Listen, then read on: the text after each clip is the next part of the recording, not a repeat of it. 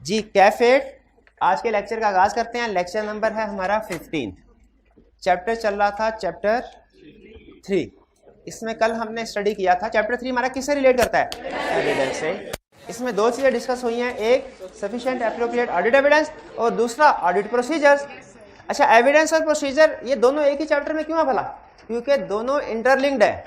Procedure perform करने से ही evidence मिलता है, प्रोसीजर परफॉर्म करने से ही एविडेंस मिलता है। और एविडेंस सफिशिएंट एंड एप्रोप्रिएट होगा तभी रीजनेबल एश्योरेंस मिलेगी।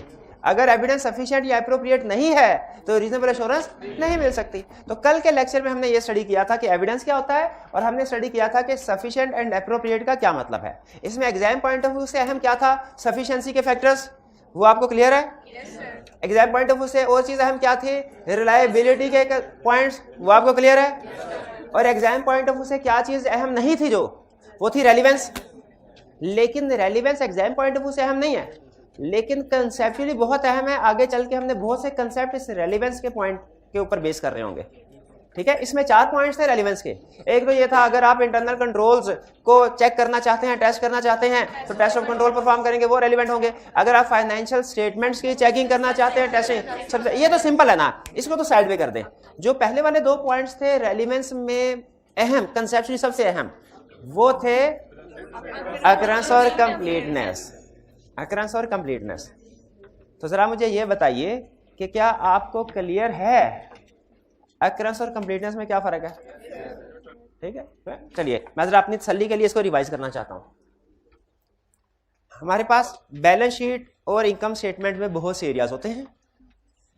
हमने जब पूरी फाइनेंशियल स्टेटमेंट को वेरीफाई करना है तो हमें क्या करना पड़ेगा? Financial statement as single item verify नहीं होती कभी, हमें उसका हर एरिया को अलग अलग वेरीफाई करना पड़ेगा। जब सारे एरियाज फाइनेंशियल स्टेटमेंट्स के वेरीफाई हो जाएंगे, इसका मतलब है फाइनेंशियल स्टेटमेंट्स वेरीफाई हो गई। एग्रीड? जब सारे एरियाज वेरीफाइड हो गए, फाइनेंशियल स्टेटमेंट एग्रीड। अच्छा, अब हर एरिया को वेरीफाई करना है। जैसे कोई एरिया बता दीजिए, सेल्स है, परचेजेस है, सैलरीज है, एसेट्स वगैरह है, कोई भी एरिया होगा। जिस तरह financial statement as whole verify नहीं होती, उसके डिफरेंट आइटम्स है, लाइन आइटम, उसमें क्लासीफाई करके हर लाइन आइटम को अलग-अलग वेरीफाई करते हैं, फिर फाइनेंशियल स्टेटमेंट वेरीफाई होती। उसी तरह हर लाइन आइटम भी एज सिंगल आइटम वेरीफाई नहीं होती। प्रैक्टिकली जब आप सेल्स को वेरीफाई करने के लिए जाएंगे तो ऐसा नहीं होगा कि कोई एक प्रोसीजर है जिससे सारी सेल्स वेरीफाई हो जाएगी, ऐसा नहीं होगा। सेल्स को डिफरेंट सब कंपोनेंट्स में डिवाइड किया गया है। यानी एक सेल्स को वेरीफाई करने के लिए आपको 6 चीजें वेरीफाई करना पड़ती हैं। सेल्स को अलग अलग एंगल से वेरीफाई करना पड़ता है। इन 6 चीजों को, इन सब कंपोनेंट्स को हम कहते हैं असर्शंस। असर्शन, तो इसका मतलब है sum of assertions is equal to area और sum of areas is equal to financial statements. ये इक्वेशन समझ आई कि नहीं आई? इसको लिख लीजिए। ये हाइब्रिड वाले भी लिख लें, ये ऑनलाइन वाले भी लिख लें। क्या लिख लें?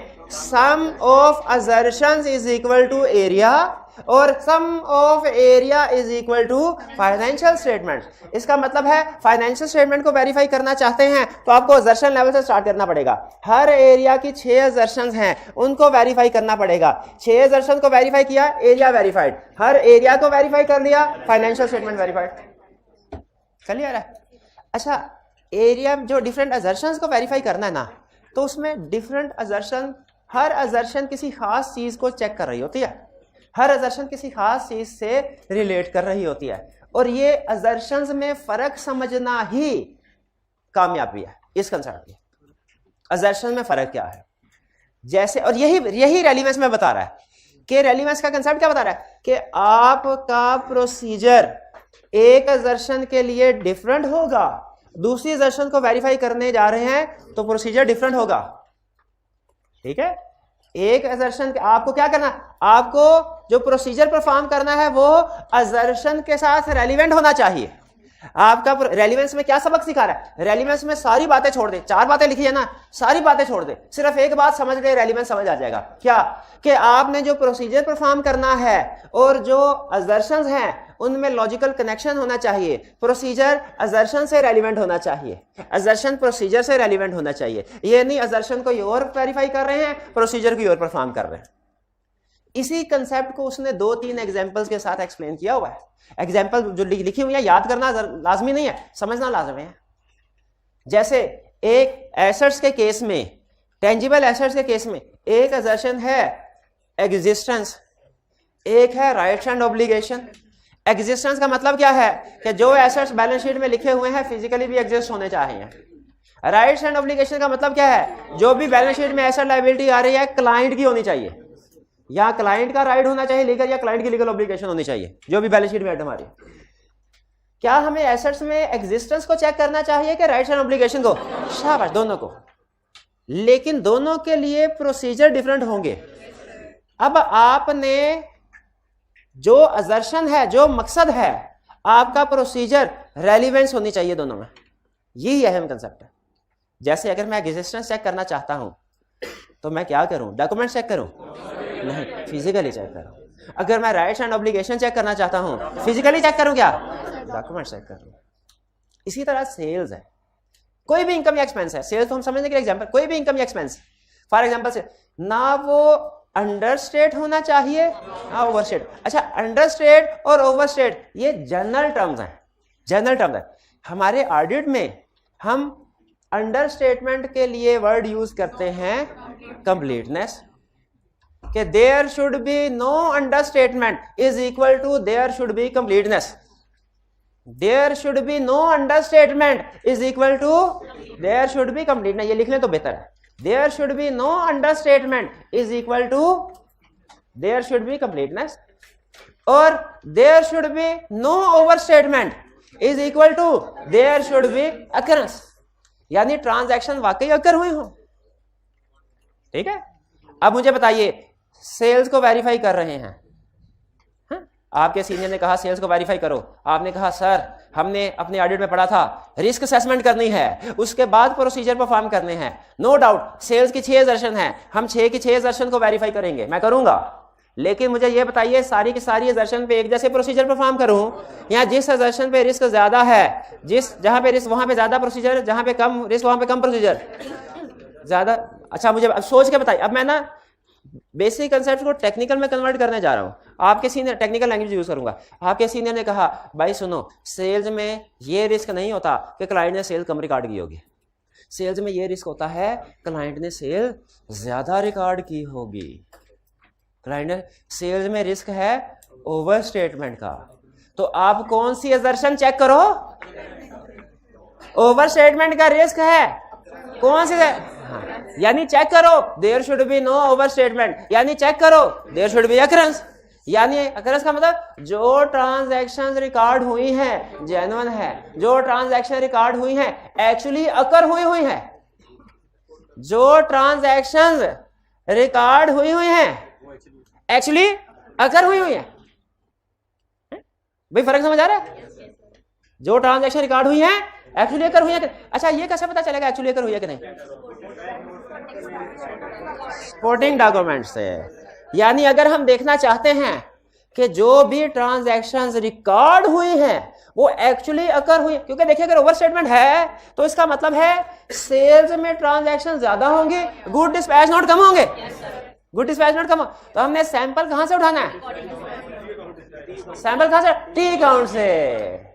और कंपेयर किसके साथ करना है? Good dispatch note. यानी समझ लीजिए कि पॉइंट बी से ए की तरफ आ रहे हैं, पॉइंट बी से ए की तरफ आ रहे हैं, अकरेंस के लिए बी से ए की तरफ। सैंपल कहां से उठा रहे हैं? टी काउंट से। और फिर कंपेयर किससे करें? गुड डिस्पैच नोट के साथ। क्लियर? यह है अकरेंस।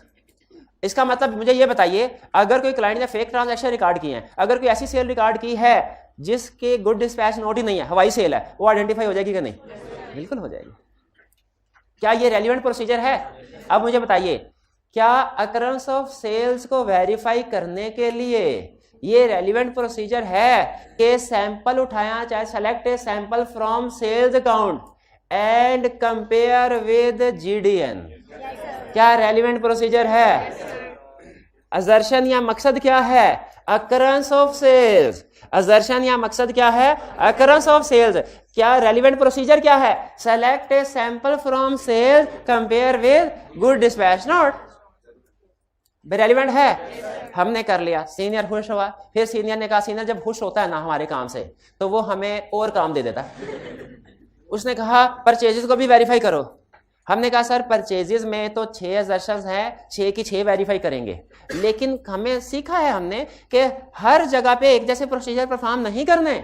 जहां पे रिस्क ज्यादा है वहां पे ज्यादा प्रोसीजर, जहां पे रिस्क कम वहां पे कम। तो मुझे बताइए परचेजेस में कौन सी असर्शन ज्यादा अहम है, ज्यादा रिस्की है?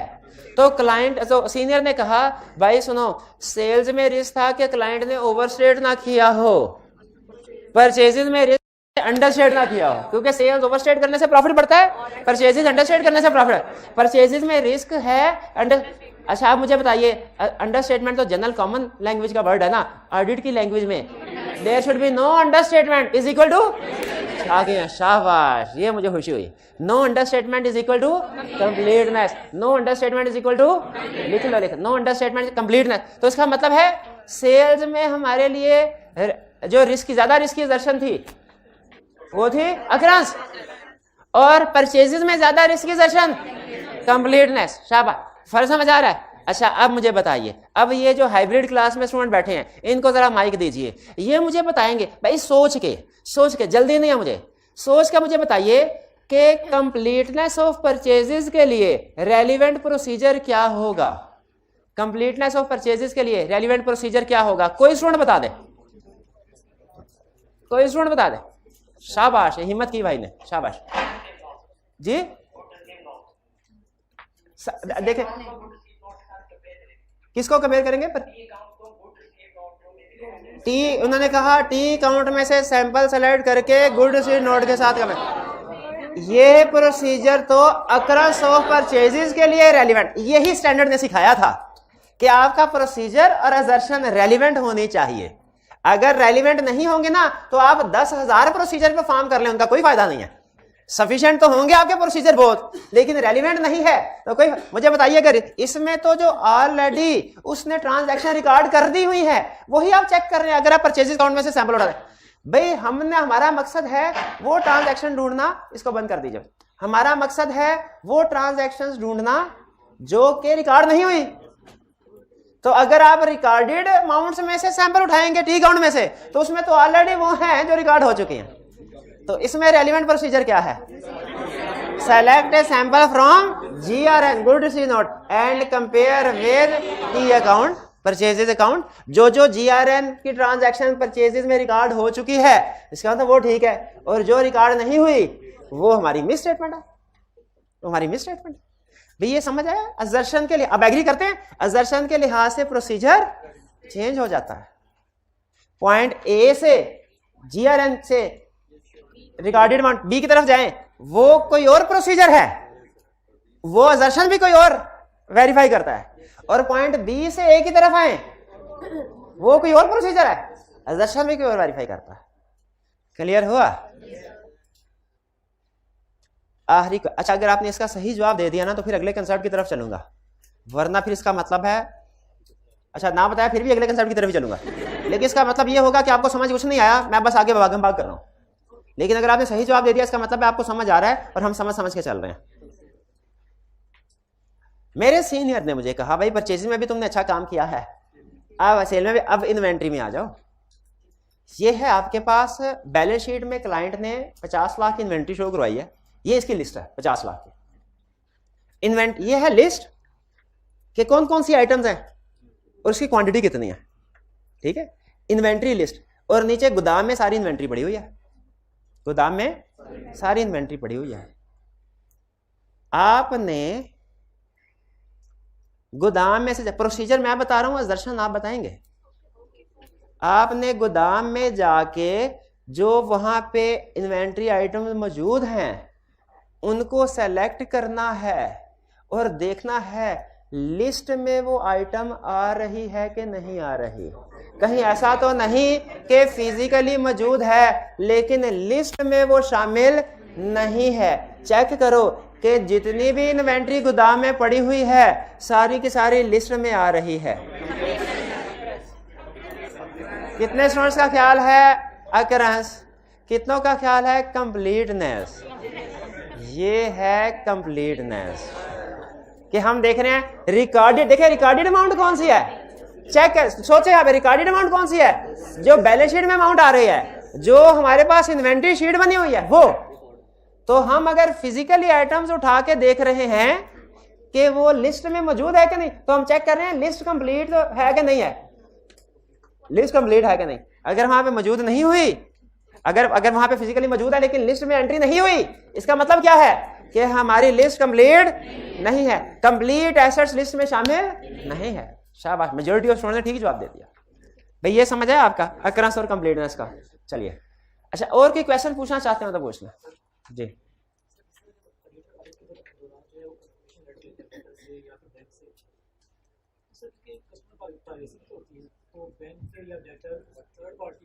हाँ शाबाश शाबाश। इनका क्वेश्चन ये है कि सर आपने पढ़ाया कि ऑडिट के दौरान में आउटसाइड द एंटिटी यानी थर्ड पार्टी से भी एविडेंस कलेक्ट करता है, जिसकी एक बड़ी एग्जांपल है कंफर्मेशन लेटर। तो ये तो क्लाइंट के बारे में कॉन्फिडेंशियल इंफॉर्मेशन होती है, तो थर्ड पार्टी हमें क्लाइंट के कॉन्फिडेंशियल मैटर्स के बारे में कैसे इंफॉर्मेशन दे देती है। जैसे अगर आप घर में अपने भाई के बैंक अकाउंट के बारे में बैंक से कहना मुझे बता दे, वो नहीं बताएगा, तो फिर ऑडिटर जब क्लाइंट के बारे में पूछता है तो बैंक कैसे बता देता है? वो ऐसे बता देता है कि हम क्लाइंट से परमिशन लेते हैं, क्लाइंट की ऑथोराइजेशन होती है, क्लाइंट बैंक को कहता है कि ऑडिटर को जवाब दे दो जो ये पूछ रहा है। तो बैंक या लॉयर्स या थर्ड पार्टी जो भी है, आपकी बात बिल्कुल ठीक है, वो कॉन्फिडेंशियल इंफॉर्मेशन नहीं शेयर करते थर्ड पार्टी के साथ, लेकिन ऑडिटर चूंकि स्टैट्यूटरी ऑडिटर है, इसीलिए मैनेजमेंट ऑथोराइज करती है अपनी पार्टीज को कि ऑडिटर जो कुछ पूछे इसको बता दो। चलिए, इसलिए वो हमें बता देते हैं। तो आगे चल के हम कंफर्मेशन लेटर जब स्टडी करेंगे उसमें आप सीखेंगे कि मैनेजमेंट से ऑथोराइजेशन हम जरूर लेते हैं, मैनेजमेंट के ऑथोराइजेशन के साथ लेटर सेंड करेंगे जवाब आएगा, मैनेजमेंट के ऑथोराइजेशन के बगैर लेटर सेंड करेंगे जवाब नहीं आएगा। क्या ये कंप्लीटनेस और असर्शन अकरेंस भी असर्शन, क्या ये कंप्लीटनेस और अकरेंस भी असर्शन हैं? यस, ये भी असर्शन है, ये भी असर्शन जी जी जी।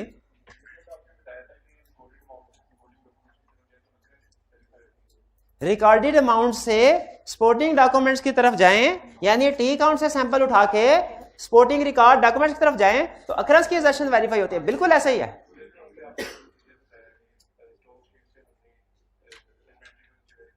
नहीं नहीं, हमने ये जो प्रोसीजर मैंने बताया इसमें स्टॉक शीट से सैंपल उठा के फिजिकली नहीं देख रहे थे, ना ना ना ना, फिजिकल सैंपल उठा के देख रहे थे स्टॉक शीट में है कि नहीं। ठीक है, यानी इसे हम कहते हैं आउटसाइड द काउंटिंग रिकॉर्ड। ये जो हमारा जनरल लेजर ट्रायल होता है ना इनकम स्टेटमेंट, ये हमारे काउंटिंग रिकॉर्ड्स हैं। तो अगर आप टी काउंट्स यानी काउंटिंग रिकॉर्ड में से सैंपल उठाएं और देखें कि आउटसाइड द काउंटिंग रिकॉर्ड यानी स्पोर्टिंग डॉक्यूमेंट्स वगैरह मौजूद है कि नहीं, तो ये अकरेंस है। ये बात आपकी बिल्कुल ठीक है। रिकॉर्डेड अमाउंट से आउटसाइड डॉक्यूमेंट्स की तरफ जाना, काउंटिंग रिकॉर्ड से बाहर की डॉक्यूमेंट्स या चीजों की तरफ जाना, ये अकरेंस है। लेकिन अगर बाहर की चीजों से, काउंटिंग रिकॉर्ड से बाहर स्पोर्टिंग डॉक्यूमेंट्स है, वहां से सैंपल उठा के देखना रिकॉर्ड में एंट्री हुई है कि नहीं, ये कंप्लीटनेस है।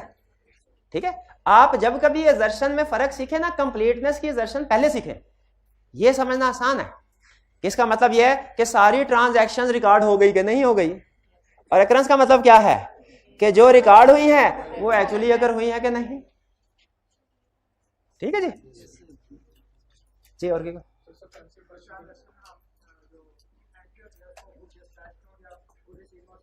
जी जी। अच्छा, उन्होंने कहा सर आप रिकॉर्डेड, आप दो काम कर रहे हैं, या तो आप रिकॉर्डेड अमाउंट में से सैंपल उठा के स्पोर्टिंग डॉक्यूमेंट्स की तरफ जा रहे हैं, या स्पोर्टिंग डॉक्यूमेंट से सैंपल उठा के रिकॉर्डेड अमाउंट टी अकाउंट की तरफ जा रहे हैं। ठीक है, तो ऐसा भी तो हो सकता है कि दोनों गलत हो, ऐसा भी तो हो सकता। हाँ, तो याद रखिए कि बिल्कुल ऐसा हो सकता है, लेकिन उसके लिए अभी मैंने आपको सिर्फ 2 असर्शन बताई हैं, अभी 4 असर्शन छुपाई हैं।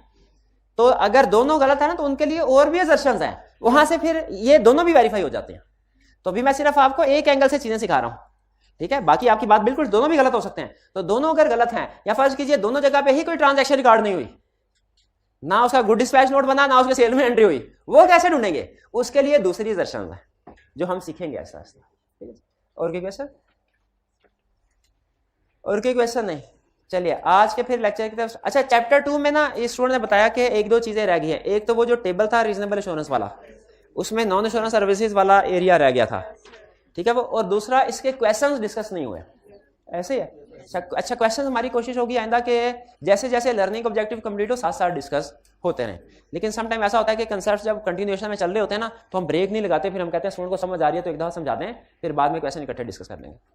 तो मुझे फिर कल डिस्कस कर लें, ठीक है। आज तो चूंकि हम डिसाइड मैटर लिख चुके हैं, आज लेक्चर्स कर लेते हैं, कल तो परसों कर लेते हैं, कल कर लेते हैं, ठीक है जी। कल के लेक्चर में हम वो टेबल भी कर लेंगे, उसका जो नॉन इंश्योरेंस सर्विसेज वाला था, और चैप्टर 2 के सारे क्वेश्चंस भी करेंगे।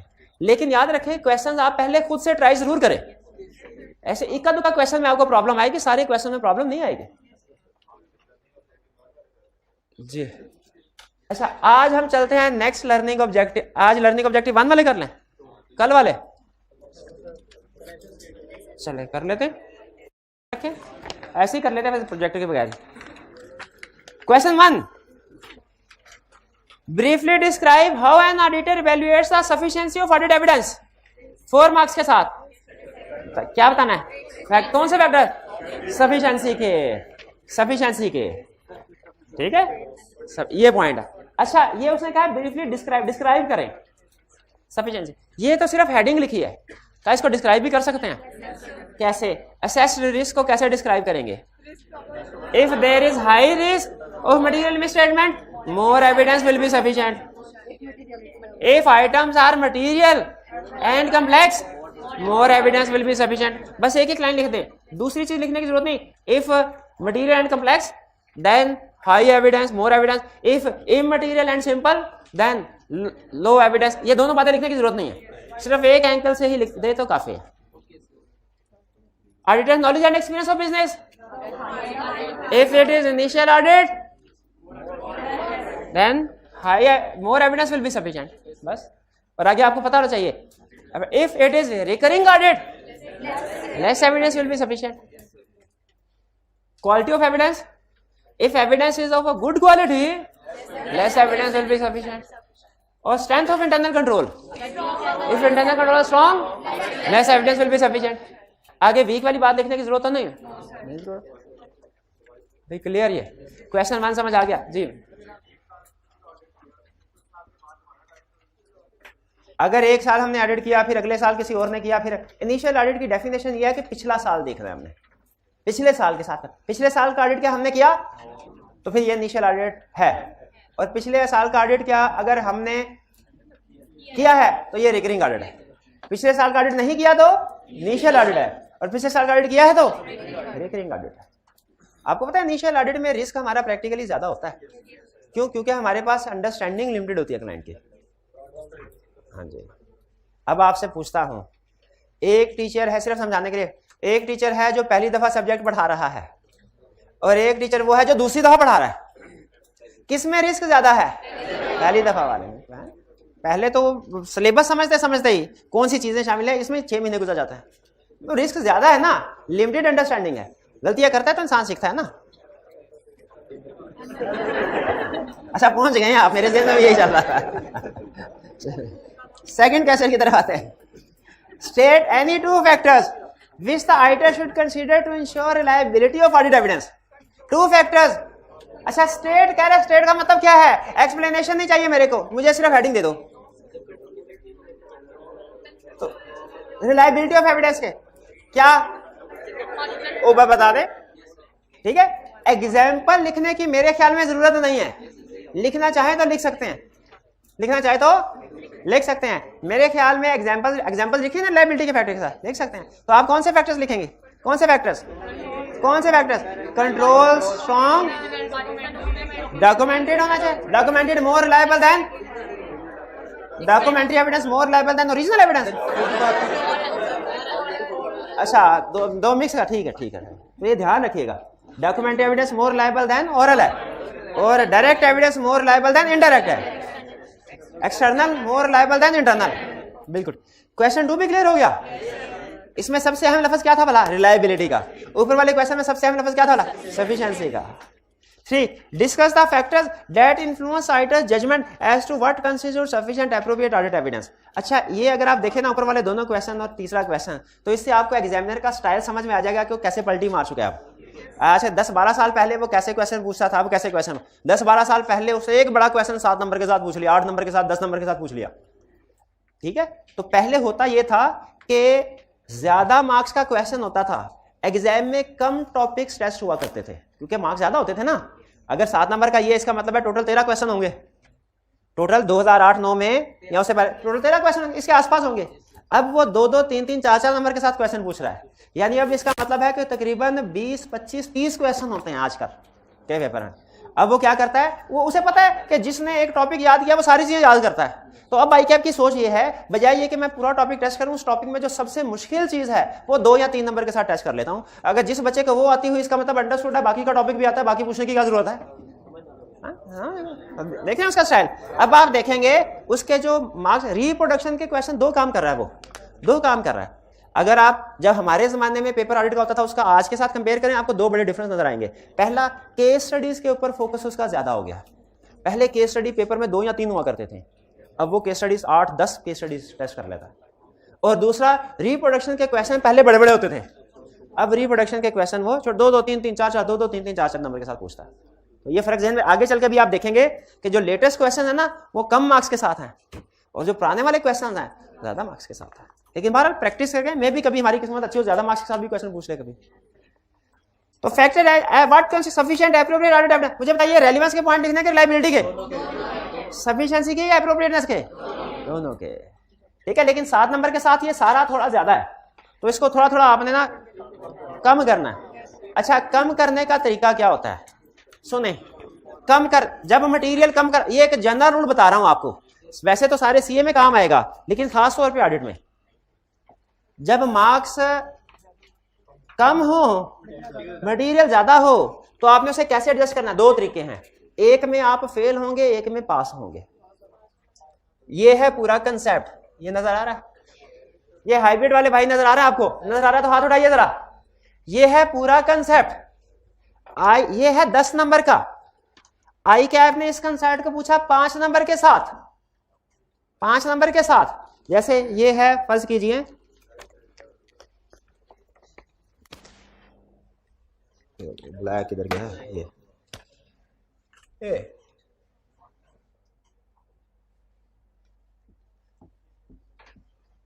1 2 3 4 5 6 7 8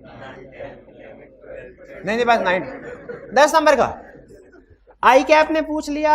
इसमें 10 हेडिंग्स और एक्सप्लेनेशन है, 10 हेडिंग्स है, नीचे एक्सप्लेनेशन है। ICAP ने आपसे पूछ लिया 5 नंबर के साथ। अब एक स्टूडेंट ने क्या किया, उसने क्या 5 नंबर के साथ ये वाला काट दो, ये बता दो, ये स्टूडेंट है फेल, फेल। और एक दूसरा स्टूडेंट है, उसने, उसको भी यही क्वेश्चन आया, 1 2 3 4 5 6 7 8 9 10, बस 1 2 3 4 5 6 7 8 9 10, ये पूरा कंसेप्ट है। इसको भी यही क्वेश्चन आया। अब यही ये बड़ा क्वेश्चन है, ले भाई, यही कहाँ था ये नहीं। अब ठीक है, अब बात ठीक है, कहाँ गुजारा कर लें बस। इसको भी अब यही क्वेश्चन आया। इसने क्या किया, इसने ये वाला हिस्सा नीचे का ये क्रॉस किया, ये पास है। इसको कहते हैं कवरेज ज्यादा होनी चाहिए, डेप्थ चाहे कम हो। ये पास सीए के सारे पेपर, पीआरसी से लेके एमएसए तक का असूल बता रहा हूं। जब कभी तैयारी करें तो सारे टॉपिक्स कवर करें, चाहे हर टॉपिक में थोड़ी थोड़ी चीजें रह गई हो, ये पास होने का ज्यादा चांस है। मैंने बहुत से पेपर इसी वजह से इस अप्रोच के मुताबिक किया हमारे पास। ये बात पक्की लिखी बड़ी बात है कि किसी का सिलेबस 100% कंप्लीट नहीं होता, नहीं। इवन जिसका सर्टिफिकेट, हमारे एक दोस्त था, उसका CFAP लेवल गोल्ड मेडल आया, और वो कहता था मेरा पेपर तो बहुत अच्छा हुआ था, लेकिन मुझे इतना भी यकीन नहीं था मैं पास हो जाऊंगा। पेपर अच्छा हुआ था, इतना भी यकीन नहीं था इसका और उसके भी कुछ ना कुछ क्वेश्चन जो थे वो गलत थे, उसके भी क्वेश्चन। तो ये जहन में रखिए कि आपने सांप कहते हैं? अच्छा पेपर नहीं, वो कहता था पेपर अच्छा हुआ है, ये कहता है। तो ये ज़हन में रखिएगा, बजाय ये कि आप सिलेबस में 10 टॉपिक है, 5 टॉपिक है इन्हें रगड़ दें बिल्कुल, और 5 टॉपिक को बिल्कुल छोड़ दें, आप फारिग है। लेकिन 10 के 10 टॉपिक ही है, लेकिन हर टॉपिक में कुछ ना कुछ कमी बेशी है, तो हर टॉपिक पे परफेक्ट बनने की कोशिश ना करें। रीजनेबल एश्योरेंस मिल गई, एब्सोल्यूट आगे चलना है। तो अब मुझे बताइए, इस क्वेश्चन में क्वेश्चन 3 है, 7 मार्क्स के साथ है, उसने सफिशिएंसी एप्रोप्रिएटनेस दोनों पूछा। तो मुझे बताइए, मेरा ख्याल है मैं सिर्फ सफिशिएंट को डिटेल में लिख देता हूं, सिर्फ एप्रोप्रिएटनेस को डिटेल में लिख देता हूं। अच्छा, सफिशिएंसी को लिखता हूं, एप्रोप्रिएटनेस में सिर्फ रिलायबिलिटी को लिखता हूं। सफिशिएंसी भी लिखना चाहिए, रेलेवेंस भी, रिलायबिलिटी भी। हाँ, हर एक 2-2 पॉइंट खाते जाए, कम करते जाए, तो ये ज्यादा बेहतर। भाई जो समझाना चाहता था समझ आए। ये मैंने आपको क्वेश्चन तो बहाना था, लेकिन ये आपको तैयारी करने का पूरे सेम असूल बताया है। हो सके दिल पसंद आए तो अमल करें, ना पसंद आए तो कोई मसला नहीं है, इग्नोर करें, मेरे को क्या टेंशन है। हाँ जी, तीनों क्वेश्चन हो गए। अब चलते हैं हम अपने नेक्स्ट कंसेप्ट की तरफ।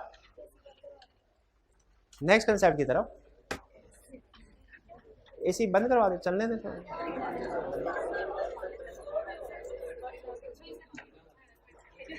कोई सेटिंग स्विंग करवा दें ऊपर नीचे की, किसको एडजस्ट करवा दें। अच्छा, स्टार्ट करें प्रोसीजर।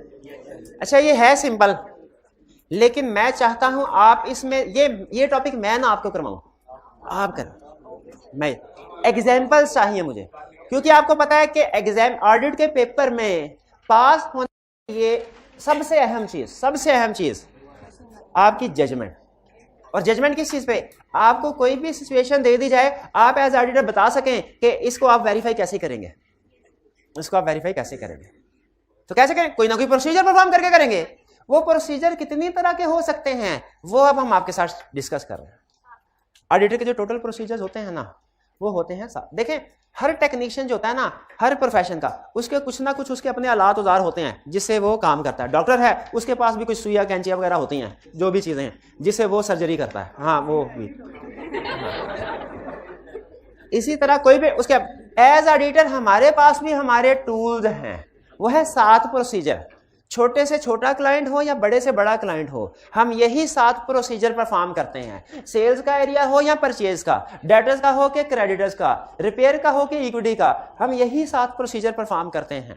पाकिस्तान का क्लाइंट हो कि यूएसए का क्लाइंट हो, जर्मनी का ऑडिटर है या इंडिया का ऑडिटर है, पूरी दुनिया में हर कंपनी का ऑडिट करते हुए हर ऑडिटर यही 7 प्रोसीजर परफॉर्म करता है। इन 7 के अलावा प्रोसीजर कोई नहीं है। लेकिन ये procedure area to area different होते हैं, यानी किसी एरिया में हम कुछ और प्रोसीजर, उसी प्रोसीजर को किसी और तरीके से परफॉर्म करते हैं, दूसरे एरिया में किसी और तरीके से परफॉर्म करेंगे। जैसे ये प्रोसीजर है inquiry, observation, inspection, reperformance, recalculation, external confirmation, analytical procedure. Inquiry है ये प्रोसीजर, आप शायद सेल्स में किसी और तरीके से परफॉर्म करें, डेटर्स में किसी और तरीके से। सेल्स में शायद आप क्लाइंट से पूछें, सर आपकी पिछले साल की सेल्स और इस साल की सेल्स में इतना ज्यादा डिफरेंस क्यों है। सेल्स में ये भी इंक्वायरी है, इंक्वायरी का मतलब पूछना।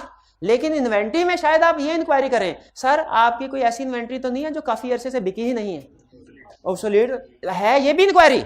लेकिन आपने देखा एरिया के लिहाज से इंक्वायरी बदल गया। ठीक है, तो हमारे टोटल प्रोसीजर्स होंगे 7। हम हर एरिया पे, चाहे डेटर है, चाहे क्रेडिटर है, चाहे सेल्स है, चाहे परचेजेस है, चाहे एक्सपेंसेस है, चाहे फिक्स एसेट्स है, चाहे क्रेडिटर, करंट लायबिलिटी, हर एरिया में यही 7 प्रोसीजर परफॉर्म करेंगे। लेकिन इनकी एप्लीकेशन डिफरेंट होती जाएगी। जैसे एक प्रोसीजर इंस्पेक्शन का है कि प्रोसीजर इंस्पेक्शन का है, कितने नंबर वाला है? 3rd वाला। हाँ, इंस्पेक्शन। अगर आप सेल्स में इंस्पेक्शन कर रहे हो तो आप शायद सेल इनवॉइसेस को, गुड डिस्पैच नोट को, सेल्स ऑर्डर को इंस्पेक्ट करेंगे।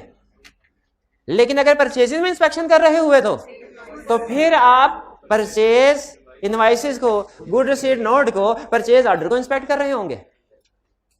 अगर आप पेरोल में इंस्पेक्शन का प्रोसीजर परफॉर्म कर रहे हैं तो फिर क्या कर रहे होंगे? तो शायद पेरोल शीट को, फिर अपॉइंटमेंट लेटर को, जो एम्प्लॉइज के हैं उनको इंस्पेक्ट कर। तो प्रोसीजर्स यही है, ध्यान में रखिएगा 7। अगर आपने इन प्रोसीजर को समझ लिया और ये सीख लिया कि किस एरिया में इस प्रोसीजर को कैसे इस्तेमाल करना है, ऑडिट आपका पार है, कंफर्म कह रहा हूं पार है। बाकी चीजें देखें, असल मसला पता है क्या, याद करने में मुझे कोई रिस्क नहीं है, जिस आपको सिखाते हैं ना ऑडिट में रिस्क, उसी तरह एज टीचर मुझे ये पता है कि जो कंसेप्ट याद करने वाले हैं ना उनमें कोई रिस्क नहीं है, आप लोग याद कर लेंगे। आप क्लास में हंसी मजाक करके भी चले जाएंगे ना तो घर जाके बैठेंगे, याद कर लेंगे, याद हो जाएगा। मुझे रिप्रोडक्शन के क्वेश्चन में कोई रिस्क नहीं है। केस स्टडीज में रिस्क ज्यादा है, लेकिन केस स्टडीज में भी ऐसी केस स्टडीज जो उसी स्टाइल के साथ आती हैं जैसी स्टाइल में पास पेपर में आ रही है, उसमें मेरा रिस्क कम है, क्योंकि आप प्रैक्टिस करते हैं, प्रैक्टिस कर करके आपको पता हो जाता है किस तरह की केस स्टडी को। कोड ऑफ एथिक्स की केस स्टडी एक तरह के स्टाइल में आती है, मुझे उसमें रिस्क नहीं है इतना, ठीक है। इंटरनल कंट्रोल की एक केस स्टडीज आती है, वो एक तरह के स्टाइल में आते हैं, उसमें मेरा रिस्क नहीं है, ठीक है। Going concern subsequent event audit report की केस स्टडी एक तरह के स्टाइल में आती है, उसमें मेरा रिस्क नहीं है। लेकिन ऑडिट प्रोसीजर की केस स्टडीज, इसमें मेरा रिस्क है। इसमें चूंकि सम टाइम वो ऐसी सिचुएशन दे देता है जो शायद आपने उससे पहले कभी डिस्कस नहीं की होगी। जिसने ये केस स्टडी सॉल्व कर ली ना, बाकी की केस स्टडी आप कर लेंगे। रटे वाला आप में से हर स्टूडेंट रटे वाला क्वेश्चन अटेम्प्ट कर लेगा। देखिए, जो स्टूडेंट फेल होते हैं ना वो भी 0 पे फेल नहीं होते, और जो पास होते हैं वो भी 100 पे पास नहीं होते। ये फर्क होता है मेजोरिटी का। आपने मीन मीडियन मोड देखा होगा, उसकी एप्लीकेशन 40 और मेजोरिटी ऑफ द स्टूडेंट्स होते हैं ना, फेल होने वाले और पास होने वाले, ये 40 और 60 के दरमियान में होते हैं, ठीक है। फेल होने वालों का हमें पता होता है, पास होने वालों के नंबर का पता नहीं, लेकिन फिर भी जिस जो परफॉर्मेंस होती है, जो डिस्कशन होती है, उससे अंदाजा होता है 40 और 60 है। इनके दरमियान में जो फर्क होता है ना, वो 1-2 क्वेश्चन का ही होता है। यानी एग्जाम में 1-2 क्वेश्चन ही ऐसे होते हैं जो आपको पास से फेल के, जो आपको 45 से 55 या 55 से 45 की तरफ कह सकते हैं, ठीक है। तो आप में से इस लेवल पे आपको पता है लास्ट कैफ का लास्ट सब्जेक्ट है, यहाँ पे फिल्ट्रेशन हो चुकी है, नॉन सीरियस स्टूडेंट जो है नीचे रह चुके हैं, यहाँ पे सब पढ़ने वाले हैं। रिप्रोडक्शन का क्वेश्चन आप सारे याद कर लेंगे, ये मुझे पता है। केस स्टडीज भी प्रैक्टिस कम करते हैं बहुत से स्टूडेंट, लेकिन टॉपिक सारे कवर कर लेते हैं। जो मसला आता है उन वाली केस स्टडीज में आता है जिनमें आपको जजमेंट अप्लाई करना पड़ता है, क्योंकि आपकी साइकी, आप अकाउंटेंट है ना, अकाउंटिंग ना आपकी क्रिएटिविटी को तबाह बर्बाद करके रख देती है। आप कहते हैं बस जो कुछ सीखा है अन्य वहां यही फिगर, यही कैलकुलेशन, एक ही तरह की, सोचना नहीं पड़ता, बस आपने जो सीखा हुआ है उसी को अप्लाई करते रहे, जो सीखा है उसी को अप्लाई करते रहे। लेकिन जो थ्योरेटिकल सब्जेक्ट्स होते हैं इनमें आपको जजमेंट भी अप्लाई करनी पड़ती है, थोड़ा सोचना भी पड़ता है कि जो सीखा है ऐसे ही नहीं, कंसेप्ट वही यूज होंगे, लेकिन इनकी एप्लीकेशन डिफरेंट सिचुएशंस में होती है। यही चीज आपको सिखाना। और पूरे ऑडिट में जो सबसे अहम चीज है ना, अगर आप मेरे से पूछे सबसे बड़ी वजह जो स्टूडेंट के फेल होने की आप मेरे से पूछे ना, वो ये है जजमेंट अप्लाई नहीं करते। अनसर्टन सिचुएशन, अनसीन सिचुएशन जैसी सामने आती है ना, ये नहीं सोचते कि ये क्वेश्चन नहीं किया, लेकिन जिस कंसेप्ट, जो कंसेप्ट इसमें वो तो किया हुआ ना हमने, तो हम इसको अटेम्प्ट कर सकते हैं। ये वो कहते हैं क्या ही नहीं है, बस छोड़ दे इसको। तो ये जजमेंट में आप में क्रिएट करवाना चाहता हूं, ठीक है। मेरा पूरे सेशन में जो सबसे अहम ऑब्जेक्टिव है वो आप में जजमेंट क्रिएट करना, कि अनसीन सिचुएशन सामने आए आप उसको हैंडल कर सकें। और ये कंसेप्ट उसके लिए बहुत अहम है। ये आपको प्रोसीजर के, क्योंकि प्रोसीजर बताने होंगे ना आपने अपने जजमेंट की बेस पे, तो ये आपको एक्सप्लेन करेगा क्या क्या प्रोसीजर होते हैं और कैसे कैसे परफॉर्म करते हैं।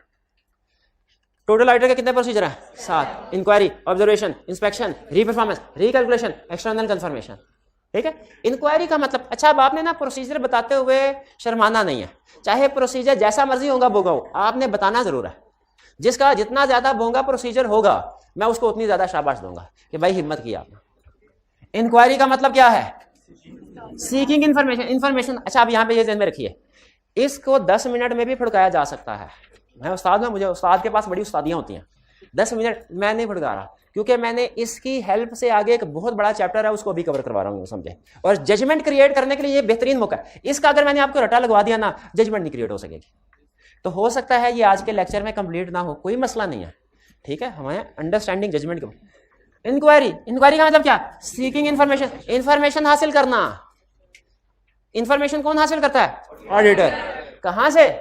मैनेजमेंट से, और कुछ दूसरे लोगों से भी कर सकता है, ठीक है। ये विद इन द ऑर्गेनाइजेशन भी इंफॉर्मेशन हासिल कर सकता है, आउटसाइड द ऑर्गेनाइजेशन भी। ये ओरल फॉर्म में भी इंफॉर्मेशन हो सकते हैं, नॉर्मली ओरल फॉर्म में होते हैं, नॉर्मली ओरल फॉर्म, लेकिन स्टैंडर्ड एक जगह पे लिखा है रिटर्न भी हो सकता है, का ठीक है, रिटर्न भी हो सकती है। बाजू का ऐसा होता है अखबार में भी कोई इंफॉर्मेशन आ जाती है, और अखबार में खबर आ जाती है ना क्लाइंट के बारे में, ठीक है। हमारे एक क्लाइंट था, ड्यूरिंग द ईयर उसके गोदाम में आग लगी थी। अब हम पूरा क्लाइंट जो हमारा है उसके पूरे साल के अखबार थोड़ी पढ़ते थे, हमें पता नहीं। पार्टनर्स इंफॉर्मेशन रखते हैं कि जो क्लाइंट जिनका उन्होंने 1 साल के बाद ऑडिट करने जाना है, साल के दौरान में सिग्निफिकेंट इवेंट क्या हुआ है। हमारे पार्टनर को पता था गोदाम में आग लगी, हमें नहीं पता था। जब प्रोसीजर सारे परफॉर्म कर लिए, रिव्यू स्टेज आई, पार्टनर ने कहा इंश्योरेंस वालों से कितने पैसे मिले। अब मैं जो इन्वेंट्री वाला था, मैंने तो एज ऑन इन्वेंट्री की हुई थी, मेरी बुला जाने इंश्योरेंस वालों का चक्कर। मैंने कहा इंश्योरेंस का क्या चक्कर है? मैंने कहा भाई आपको पता नहीं आग लगी थी इनके। मैंने कहा सर ये रेंट पे तो कोई आग नहीं लगी थी। मैंने कहा नहीं ड्यूरिंग ईयर तो आग लगी थी। तो इंफॉर्मेशन हासिल करना, जो ऑडिटर होता है ना वो इंफॉर्मेशन, वो कहता है हर जहां से भी मुझे अपने क्लाइंट के बारे में इंफॉर्मेशन हासिल हो सके ना मैं हासिल कर लूं। वो इनसाइड द ऑर्गेनाइजेशन भी हो सकती है, आउटसाइड, वो रिटन फॉर्म में भी हो सकती है, ओरल भी हो सकती है। लेकिन वो ये कहता है कि इंक्वायरी करो, इंक्वायरी से एविडेंस हासिल करो, लेकिन सिर्फ इंक्वायरी सफिशिएंट एप्रोप्रिएट एविडेंस नहीं है। आप सिर्फ इंक्वायरी करके ये नहीं कह सकते सारा एविडेंस ले लिया, सारा एविडेंस ले लिया। जैसे मुझे ये बताइए, कोई एरिया बताएं, बैलेंस शीट का इनकम स्टेटमेंट आपकी मर्जी है, फिक्स एसेट बताइए, आप क्लाइंट से क्या इंक्वायरी करेंगे फिक्स एसेट में? क्लाइंट से क्या इंक्वायरी करेंगे जी? क्या आपके एसेट फिजिकली एग्जिस्ट करते हैं कि नहीं करते? वो कहेगा करते हैं। तो अच्छा मुझे बताइए, अगर उसने कह दिया करते हैं तो आपने कहा शुक्र है, अब मुझे फिजिकल वेरिफिकेशन नहीं करनी पड़ेगी, ऐसा कर सकते हैं? यही कह रहे हैं, कह रहे हैं इंक्वायरी एविडेंस जरूर है लेकिन सफिशिएंट एप्रोप्रिएट एविडेंस नहीं है, आपको इंक्वायरी के साथ दूसरे प्रोसीजर भी परफॉर्म करना पड़ेंगे। फिर कह रहा है reliability is affected by integrity and consistency, यानी इंक्वायरी से जिस बंदे ने आपको इंक्वायरी का जवाब दिया ना, देखें वो सच्चा है कि झूठा है। सच्चे बंदे के मुंह से जो बात निकले वो सच्ची, और झूठे के मुंह से जो बात निकले वो झूठी है? अगर पास्ट में उसने आपके साथ 3-4 झूठ बोले हुए हैं, सेल्स में पूछा झूठ बोला, डाटा में पूछा झूठ बोला, अब फिक्स एसेट में आप पूछ रहे हैं, अब आपको नहीं पता झूठ बोल रहा है कि सच बोल रहा है, रिलायबिलिटी कम होगी कि नहीं होगी? यही सिखा रहा है। Reliability of this evidence is the fact, integrity, जो बंदा आपको जवाब दे रहा है उसकी इंटेग्रिटी क्या है, एंड कंसिस्टेंसी, कि वो दूसरे एविडेंस के साथ कंसिस्टेंट है कि नहीं। आपको मैं कही था 3-4 दफा एग्जांपल दिया है, सीएफओ ने कहा हमारे खिलाफ कोई केस नहीं है, जबकि लॉयर ने क्या कहा, हमारे खिलाफ केस है। ठीक है, तो ये ऑनलाइन वाला स्टूडेंट बताया जो देख रहा है, जो ये एग्जांपल थी, सीएफओ ने कुछ और कहा और लॉयर ने कुछ और, इसको हमने क्या नाम दिया था, ये क्या होता है? ये होती है इनकंसिस्टेंसी, ये होता है डिसएग्रीमेंट, डिसएग्रीमेंट, ये होती है एक्सेप्शन, एक्सेप्शन, इनकंसिस्टेंसी, डिसएग्रीमेंट। तो मुझे बताइए, अगर एक का जवाब दूसरे से, तो रिलायबिलिटी मशकूक हो जाएगी क्या नहीं हो जाएगी? एग्जांपल्स क्या है? इंक्वायरी की एग्जांपल, एग्जांपल 50 एग्जांपल पूछे, 50 एग्जांपल बन सकती हैं। दो बड़ी एग्जांपल, लीगल केसेस, क्लाइंट से लीगल केसेस के बारे में पूछे, कितने केसेस पेंडिंग है बताए, हारेंगे कि जीतेंगे। क्लाइंट से अनयूजुअल पेमेंट्स के बारे में पूछे, आपकी कैश बुक में जो बड़ी बड़ी पेमेंट है किसको दी है, किस चीज की है? अब इसकी कहते हैं प्रैक्टिस जजमेंट की बेस पे, जजमेंट की बेस पे। कोई एरिया बताइए, ये दाएं बाजू वाली जमात, एक बाएं बाजू वाली जमात, कोई एरिया बताइए। इन्वेंट्री बताइए, इन्वेंट्री में क्लाइंट साहब क्या इंक्वायरी करेंगे? सीएफओ बैठा आपके सामने, इंक्वायरी करे जी, स्टॉक। एक स्टूडेंट अगर बोले तो मुझे समझ आएगी, अगर बहुत से स्टूडेंट इकट्ठे बोलेंगे तो मुझे समझ नहीं आएगी जी। बताइए इन्वेंट्री का पूछेंगे, इन्वेंट्री कैसी है, ठीक ठाक है ना इन्वेंट्री, क्या पूछेंगे? इन्वेंट्री ना ना ना ना, कोई नहीं, यही जजमेंट है, यही चीज प्रैक्टिस करवानी है, यही चीज यहाँ पे आपकी आके सोच रुक रही है, ये जो बैरियर है ना यही पार करवाना है। स्टॉक अकाउंट का पूछेंगे, सर आप स्टॉक अकाउंट कब करते हैं? वो कहेगा स्टॉक अकाउंट क्या होता है बताइए, एविडेंस मिला कि नहीं मिला, रिस्क क्या हुआ, बढ़ गया। अच्छा अगर उसने कहा जी जी हर महीने करवाते हैं, फिर रिस्क कम हो गया। ये इंफॉर्मेशन आपके काम आ रही है कि नहीं आ रही? शाबाश। अब आप बताइए कोई एरिया, फाइनेंशियल स्टेटमेंट क्या है, बैलेंस शीट, फिक्स एसेट्स में, फिक्स एसेट में जी मेरे भाई बताइए क्या इंक्वायरी करेंगे सीएफओ से फिक्स एसेट में? पढ़े हुए कि नहीं पढ़े हुए? सीएफओ कहेगा सर ये तो आपने काम खुद करना है, मेरे से तो इंक्वायरी करें, जो करनी है आपने, ये इंक्वायरी थोड़ी है, ये तो आपकी इंस्पेक्शन हो गई ना, जाके देख रहे हैं। इंक्वायरी का मतलब क्या है? मैं ये नहीं कह रहा कि फिक्स एसेट में कोई भी प्रोसीजर बताओ, ये नहीं कह रहा, मैं क्या पूछ रहा हूँ, फिक्स एसेट का ऐसे बताइए इंक्वायरी क्या करेंगे सीएफओ से? नहीं एक मिनट उनको बोलने दें, कब परचेज किया, कौन सा एसेट सर, कौन सा एसेट पूछना है, कब परचेज किया हमने? अच्छा जो नया प्लांट है सर ये हमने 30 जनवरी को बाय किया है, अब आगे इंक्वायरी करें। हाँ हाँ ये मैं एक्सपेक्ट कर रहा था। इसमें डेप्रिसिएशन आपने कब से? और सर डेप्रिसिएशन तो पूरे साल की चार्ज करनी होती है, मैंने पढ़ा था IAS 4 में लिखा हुआ है कि पूरे साल की डेप्रिसिएशन। हमारे जमाने में तो IAS 4 होता था, अब सीएफओ ये कह रहा है हमारे जमाने में तो IAS 4 होता था। रिस्क बढ़ गया कि नहीं बढ़ गया? रिस्क बढ़ गया कि नहीं? बिल्कुल बढ़े। एक तो मिस स्टेटमेंट में है और सीएफओ की कॉम्पिटेंस भी डाउटफुल हो गई। सीएफओ की कमिटेंस मिल रहा है, ये इंक्वायरी का फायदा। अब खुद बताइए इंक्वायरी से एविडेंस मिल रहे कि नहीं मिल रहे? शाबाश, और बताइए, शाबाश, आप बताइए कोई एरिया बता दें। यूटिलिटी बिल्स, यूटिलिटी बिल्स में इंक्वायरी क्या करेंगे? यूटिलिटी बिल्स देखेंगे। ये जो यूटिलिटी बिल्स देखेंगे ना, ये इंक्वायरी नहीं है। हाँ बताइए जी, यूटिलिटी बिल पूछेंगे कितने आए हैं, वो कहेगा सर 11 बिल आए हैं 31 दिसंबर तक, 11 बिल रिकॉर्ड किए हैं, एक्स्ट्रा 12 वो तो जनवरी में बिल आया है, उसको दिसंबर में अप्रूव करना था। ओह सॉरी सर, बोल गया, अभी रिकॉर्ड करते हैं। ये है इंक्वायरी। इंक्वायरी से आपको क्लाइंट के बारे में, उसके बिजनेस के बारे में इंफॉर्मेशन मिलती है, और इससे कुछ ना कुछ आप रिस्क असेसमेंट लगा रहे होते हैं, कुछ ना कुछ एविडेंस आपको मिल रहा होता है। इंक्वायरी क्लियर हो गया? चलिए, इसके बाद है ऑब्जर्वेशन। ऑब्जर्वेशन का मतलब क्या होता है? देख रहा, आंखों से देख रहा, ऑब्जर्व करना, ठीक है। आपको बताया था ना कि क्या था? कानों सुनी बात आंखों देखी जैसी नहीं होती। कानों सुनी बात आंखों देखी जैसी नहीं होती। इसका मतलब है ऑब्जर्वेशन ज्यादा रिलायबल है इंक्वायरी की निस्बत। ऑब्जर्वेशन का मतलब क्या है? किसी ऑन गोइंग प्रोसीजर को, क्लाइंट कोई काम कर रहा, अच्छा ऑब्जर्वेशन का मतलब है हमने कोई काम नहीं करना, क्लाइंट कोई काम कर रहा है, हमने उसको देखना है सही काम हो रहा है कि नहीं। काम क्लाइंट कर रहा होगा, हम देख रहे हैं सही काम हो रहा है कि नहीं। Look at on going procedure जो क्लाइंट कर रहा है, ठीक है। अच्छा, इंक्वायरी में मसला है reliability is affected by integrity and consistency, ये बता दिया आपको। ऑब्जर्वेशन में भी मसला है क्या? प्रिंसिपल साहब देखना चाहते हैं मैं सही पढ़ा रहा हूं कि नहीं पढ़ा रहा। ऐसा तो नहीं क्लास में आ गया, गपशप लगाई उसके बाद और फिर निकल गया। प्रिंसिपल साहब क्लास में आके बैठ गए उधर।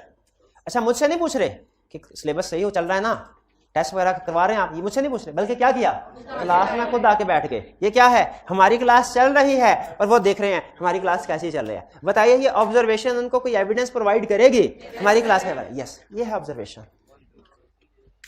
लेकिन मैं पहले ऐसे पढ़ा रहा था जैसे।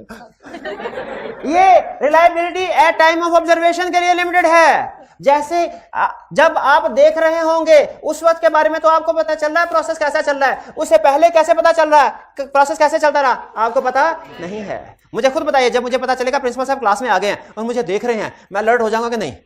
बिल्कुल अलर्ट हो जाऊंगा, ठीक है। नमाज पढ़ के मस्जिद से बाहर आए तो बाज़ औक़ात गलती से किसी और की जूती हमारे पैरों में फिट हो जाती है, लेकिन अगर वहां पे ये लिखा हो कि कैमरे की आंख आपको देख रही है, ऑब्जर्वेशन हो रही है, तो फिर अलर्ट हो जाता ना। तो इसी तरह जब मैनेजमेंट को पता, बाज़ औक़ात पता क्या होता है, क्लाइंट कोई एक्टिविटी कर रहा है ना तो वो बड़ी फारिग एक्टिविटी परफॉर्म कर रहा होता है, लेकिन जब उसे पता चले ऑडिटर देख रहा है वो अलर्ट हो जाता है। ऑब्जर्वेशन में यही मसला है। ऑब्जर्वेशन में अच्छी बात क्या है कि इंक्वायरी से ज्यादा पावरफुल प्रोसीजर है ये, आप खुद जाके देखते हैं सही काम हो रहा है कि नहीं। लेकिन इसमें मसला क्या है, ये आपको एट टाइम ऑफ ऑब्जर्वेशन के बारे में तो एविडेंस दे देता है कि उससे पहले क्या होता रहा है, ठीक है। आपने जैसे inventory count, client inventory count कर रहा है, अच्छा अगर हम खुद भी क्लाइंट के साथ इन्वेंट्री काउंट करना शुरू कर देंगे ना तो ये इंस्पेक्शन हो जाता है। इंस्पेक्शन दो तरह से होता है, एक डॉक्यूमेंट्स की इंस्पेक्शन, एक टेंजिबल एसेट्स की इंस्पेक्शन। अगर हम खुद से काम करना शुरू कर देंगे ये इंस्पेक्शन, लेकिन हम खुद से काम नहीं कर रहे, क्लाइंट कर रहा है, हम सिर्फ ऑब्जर्व कर रहे हैं। हाँ भाई, ये भाई स्टॉक काउंट कर रहा है, लेकिन जो स्टॉक काउंट कर रहा है ना उसके ऊपर निशान नहीं लगा रहा कि इसने काउंट कर लिया है। इसमें रिस्क है डबल काउंटिंग का। हो सकता है 4 लोग काम कर रहे हैं, ये काउंट कर ले, दूसरा बंदा आके दोबारा इसको काउंट कर ले, ये सही काम नहीं हो रहा, ये ऑब्जर्वेशन। ये दूसरा बंदा है, ये इसे स्टॉक काउंट किया है, लेकिन इसमें कुछ टूटी चीजें थी, इसने टूटी हुई चीजों को लदा नहीं किया, सिर्फ गिन के आगे चला गया। इसका मतलब है कुछ स्टॉक ऑब्सोलीट है और क्लाइंट ने उसको लदा से आइडेंटिफाई नहीं किया हुआ, ठीक है। और ये स्टॉक काउंट भी हो रहा है, साथ में सेल परचेज भी हो रही है, दुकान खुली हुई है। तो इसका मतलब ये है, हो सकता है कि कोई ऐसा स्टॉक जो 31 नंबर पे था लेकिन वो हो सकता है बेच दें और वो काउंट ना हो सके, या बाद वाली जो परचेजेस है वो शामिल हो जाए। जब स्टॉक काउंट हो रही हो ना तब सेल परचेज बंद कर देनी चाहिए।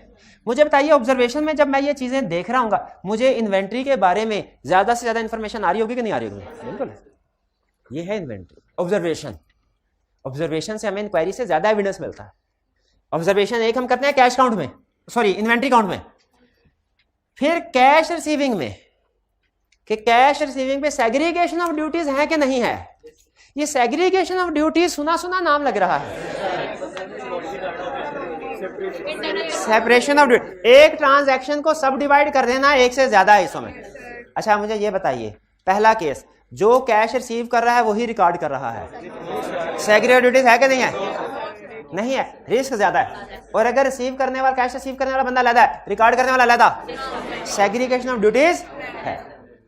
ठीक है। अच्छा हमने जाके देखा दो लोग इकट्ठे बैठे, सेग्रीगेटेड ड्यूटीज थी, दो लोग इकट्ठे बैठे हुए थे और एक रिसीविंग कर रहा था, एक रिकॉर्डिंग कर रहा था। हमने कहा सेग्रीगेटेड ड्यूटीज है, कंट्रोल बहुत स्ट्रांग है। जैसे ही हम ऑब्जर्वेशन करके वापस गए, उन्होंने कहा चलो भाई जाओ, तुम्हें आर्थिक तौर पे बुलाया था, जाओ जाके अपना काम करो। अब एक ही बंदा कर रहा है, पॉसिबल है कि नहीं? इसीलिए उसने कहा कि ऑब्जर्वेशन की रिलायबिलिटी लिमिटेड है टाइम ऑफ ऑब्जर्वेशन तक।